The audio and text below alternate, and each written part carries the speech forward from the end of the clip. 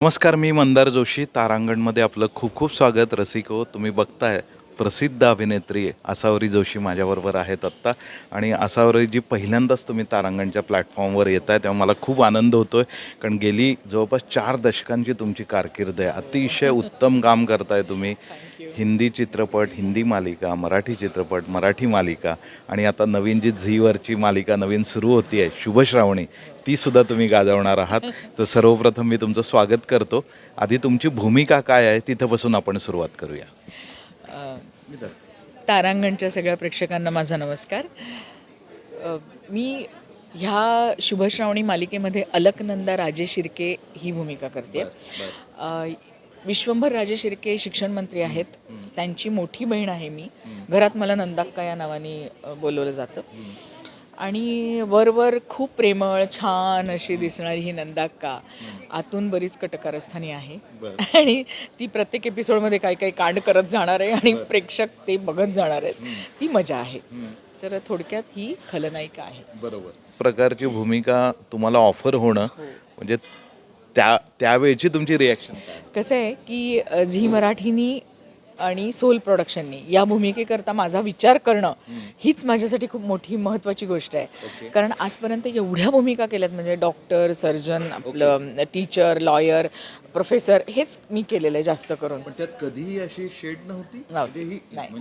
नाही, खूप मोठी गोष्ट आहे की एक मी अशी तरसत होते की मला खलनायिका करायची आहे, पण मला कोणी कधी अशी ऑफरच दिली नाही की ही खलनायिका करा.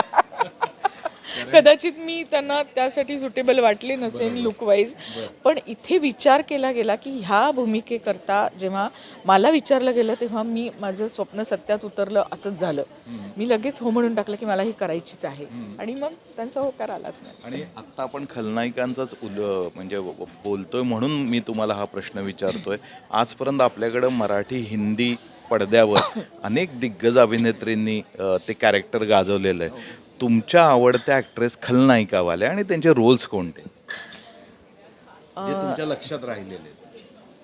असं मला पटकन नाही सांगता येणार, पण खूप पूर्वीचे जर चित्रपट पाहिले तर त्याच्यामध्ये शशिकलाबाईंनी खूप वर्ष खलनायिका म्हणून काम केलं होतं आणि त्या दिसायला अतिशय सुंदर होत्या. तर मला नेहमी असं वाटायचं, मी खूप लहान होते त्यावेळेला, त्यांचे चित्रपट जेव्हा आपण पाहिले होते तेव्हा शाळेत होते, आणि मला असं वाटायचं की किती सुंदर दिसतात, पण ह्या अशा दुष्टपणे का वागते ही बाई, असं मला तेव्हा बालबुद्धीला वाटायचं. पण नंतर जेव्हा त्यांचे चित्रपट मोठे झाल्यानंतर काही पाहिले गेले तेव्हा मग वाटायचं की सौंदर्य आहे यांच्याकडे, आणि त्यांची प्रतिभा पण तेवढीच आहे. खलनायिका इतक्या सुंदर करायच्या त्या की तो इंडस्ट्रीत छापच होता, शशिकला म्हणजे खलनायिका. त्यांनी त्या फार सुंदर काही खलनायिका त्यांनी त्या उभ्या केल्या होत्या, त्या मला खलनायिका म्हणून आवडतं. बरोबर. आणि आता ह्या मालिकेत तुमच्याबरोबर लोकेश सारखा कसलेला कलाकार आहे, तो 9 वर्षांनी येतोय. तुम्ही मोठ्या गॅप नंतर येताय.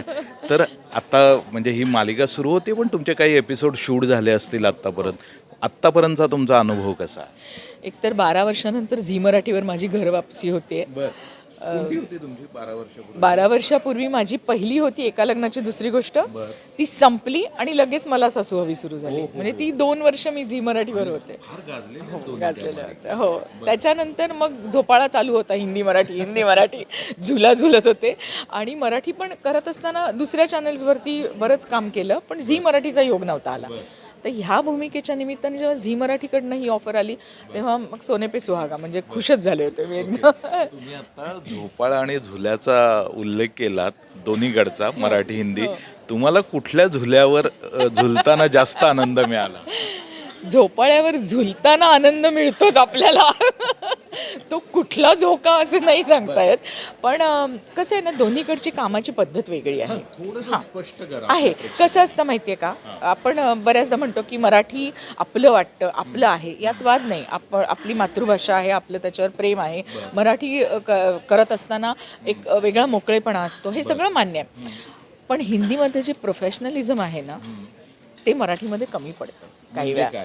म्हणजे असं की एकतर वक्तशीरपणा, तो काही वेळेला आपल्याकडे आर्टिस्टचा कमी पडतो. मी इथलं नाही म्हणत आहे, इन जनरल वक्तशीरपणा कमी पडतो, किंवा भूमिकेत आपण जे मन लावून काम करतो. मी आत्ताच्या यंग फॉईलबद्दल बोलतेय, आधीच्या सिनियर कलाकारांबद्दल नाही.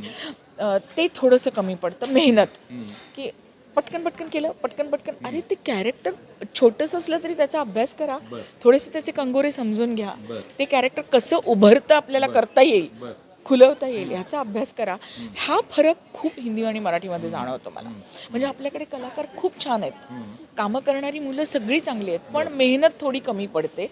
आणि खूप ना असं घरगुती घरगुती असा फील मराठीमध्ये येतो, तो हिंदीमध्ये नसतो. तुम्ही काम करा, तुमचं काम झालं की म्हणजे तुमचे पैसे आणि तुमचं काम या व्यतिरिक्त फार काही इन्व्हॉल्वमेंट नसते. तुमच्या भूमिकेपुरती तुमची इन्व्हॉल्वमेंट असते आणि ते प्रोफेशनलिझम ना प्रत्येकाने पाळावं. इथे कसं होतं, कौटुंबिक असावं, माझं त्याच्याबद्दलही आक्षेप नाही आहे, पण आपल्याकडे तेच जास्त होतं. मग ते घरगुती घरगुती सगळं झाल्यानंतर इथे सगळीकडे दुर्लक्ष व्हायला लागतं. ते मला कुठेतरी खटकतं की तसं असू नये. तुमचं रिलेशन सगळ्यांशी चांगलं असणं खूप महत्त्वाचं आहे, कारण तुम्ही घरापेक्षा जास्त वेळ तुमच्या टीमबरोबर असता आणि त्याच्यासाठी तुमचा रॅपो जमणं खूप महत्त्वाचं आहे. ते हिंदीतही आणि मराठीतही. पण आपल्या कामावर कॉन्सन्ट्रेशन जास्त केलं, जर एकाग्र केलं चित्त, तर आपला परफॉर्मन्स, आपलं जे आपण जे साकारणार आहोत ती व्यक्तिरेखा, त्याचा जास्त परिणाम त्याच्यावरती होतो बाकीच्या गोष्टींपेक्षा. आणि मराठी आणि हिंदी प्रेक्षकांचा रीच एक खूप फरक आहे. तो तुम्हाला जाणवतो का तुम्ही बाहेर वावरता त्यावेळी? जाणवतं. आता कसं असतं, महाराष्ट्रात आहोत ना, तर मराठी चॅनल्सच जास्त बघितली जातात. त्यामुळे मग अय्या तुम्ही हल्ली दिसत नाही. मग मी हिंदीवर करते, तुम्ही कदाचित बघत नसाल. हो, ते बघणं होत नाही. ह्या रिॲक्शन्स आहेत की महाराष्ट्रामध्ये तुम्ही मराठी चॅनलवरती दिसणं म्हणजे तुम्ही प्रेक्षकांच्या भेटीला आलात असं प्रेक्षकांचा समज असतो. व्हेअरएज तुम्ही महाराष्ट्राच्या बाहेर पाऊल टाका की तुम्ही मराठीत काय करता हे किती वेळा लोकांना माहितीही नसतं. अरे आप दिखते नहीं, आप करते नहीं क्या? नहीं, मेरा मराठी चल रहा है. अच्छा हाँ, वो तो हम देखते नहीं. असं होतं. म्हणजे दोन्ही, म्हणून मी झोपाळा आणि झुळणं हा शब्द मी त्याच्यासाठी वापरला की जेव्हा हिंदी करत असते तेव्हा मराठी करू शकत नाही, मराठी करत असते तेव्हा हिंदी करू शकत नाही. मग इकडचे प्रेक्षक म्हणतात तुम्ही काही करत नाही का, तिकडचं म्हणतात आप किधर हो, दिखते नाही. असं ते होतं. पण आता त्याला काही इलाज नाही, एका वेळेला आपण एकच करू शकतो. मी आधीच म्हटल्याप्रमाणे गेल्या 4 दशकांची तुमची कारकीर्द आहे. ह्या कालावधीत तुम्ही अनेक भूमिका गाजवलेल्या आहेत.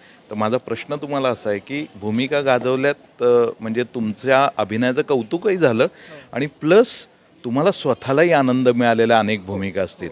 तर माझा स्पेसिफिक प्रश्न असा आहे, अशा कोणत्या व्यक्तिरेखा आहेत की तुम्हाला वाटतं की तुम्हाला आनंद जास्त मिळाला आणि प्रेक्षकांना आनंद जास्त मिळाला? अशा कोणत्या व्यक्ती? खरं सांगू, मी प्रत्येक भूमिका ही निवडूनच करते. आणि माझ्या सुदैवाने म्हणा, देवाची कृपा म्हणा, माझ्याकडे ज्या भूमिका येतात ना, त्या अशाच येतात की ज्या मला आवडतात. म्हणजे मला हो, म्हणजे आता एका आईचं 3 मुलांवर प्रेम सारखं असतं वगैरे असं आपण म्हटलं तरी एक मूल जरा जास्तच लाडकं असतं. तर तसं मला म्हणायचं की माझ्याकडे ज्या काही भूमिका येतात त्या मी निवडलेल्या असतात. म्हणजे छान ऐकून घेते मी त्याचं सगळं सारांश काय आहे, ती भूमिका कशी जाणार आहे, त्याचा एक ग्राफ, हे सगळं ऐकल्यानंतर मी हो किंवा नाही हे ठरवते. पण त्याआधीच म्हणजे अर्थात चॅनल आणि प्रोडक्शन यांचं डिसिजन असतोच आम्हाला घ्यायचं की नाही. तर हे सगळं जमून आल्यानंतर सुद्धा ना काही वेळेला असं वाटतं की अरे मनासारखं करायला मिळत नाही आहे, किंवा हे आहे कॅरेक्टर छान पण मजा येत नाही आहे. हे सगळं जेव्हा जमून येतं तेव्हा जी भूमिका आवडते आपल्याला किंवा त्या भूमिकेचं प्रेक्षक खूप कौतुक करतात, ह्याचा एक वेगळा आनंद आपल्याला मिळतो ना, तशा भूमिका फार कमी आपल्या वाटायला येतात. तर ह्याच्यामध्ये मी म्हणेन की माझी सगळ्यात आवडती भूमिका आहे, तुम्ही ती पाहिली होती की नाही मला माहीत नाही, त्यावेळेला कलर्स मराठी नव्हतं, ETV मराठी होतं. त्याच्यावरती सौ इंदुमती गावकर ही माझी सिरियल येत होती, जयवंत दळवींची कादंबरी आहे त्याच्यावरती ती सिरियल केली होती. आणि त्यावेळेला ना एपिसोडिक असायच्या, म्हणजे आठवड्याची स्टोरी असा तो एक स्लॉट होता. आणि ती भूमिका म्हणजे इतकी समोरसून, म्हणजे प्रत्येक भूमिका समोरसून करते, पण त्याच्यात ती इतकी उठून आली होती की त्या 7 भागाच्या त्या स्टोरीचं इतकं कौतुक झालं होतं. मला स्वतःला ती खूप आवडली होती आणि माझ्या वडिलांना ती भूमिका सगळ्यात जास्त आवडली होती. त्यांची रिॲक्शन पहिल्यांदाही अशी आली होती की बाजी मारलीस. म्हणजे हे तू आजपर्यंत केलेलं आहेस त्याच्यातलं हे सगळ्यात जास्त माझं आवडलेलं काम. अशी वडिलांची पावती मला मिळाली होती. ही मोठी दाद आहे. म्हणजे आई वडील आपल्याला नेहमीच सांगत असतात की हे नाही चांगलं झालं, हे आवडलं नाही किंवा नाही, पण त्यावेळेला माझ्या वडिलांनी आवर्जून मला हे सांगितलं होतं. तर तो एक वेगळा माझ्या म्हणजे आवडण्याचा एक वेगळा पैलू होता आणि मला स्वतःला ती भूमिका खूप आवडली. प्रेक्षकांनाही ती खूप आवडली होती. पण अशा कोणत्या भूमिका आता राहिल्यात का की ज्यांची तुम्ही वाट बघताय आणि ज्याच्यासाठी जसं आत्ता तुम्हाला ही भूमिका मिळाली आहे, असं काही राहिलंय अजून की जे तुमच्या वाट्याला यायला हवंय? मला ना ॲक्च्युली थोडंसं ऐतिहासिक भूमिका करायला आवडलं असतं. म्हणजे जिजाबाई करायची माझी खूप इच्छा होती, जिजामाता किंवा झाशीची राणी, असे काहीतरी माझ्या डोक्यात होतं की तशा प्रकारच्या भूमिका मला यायला हव्या होत्या.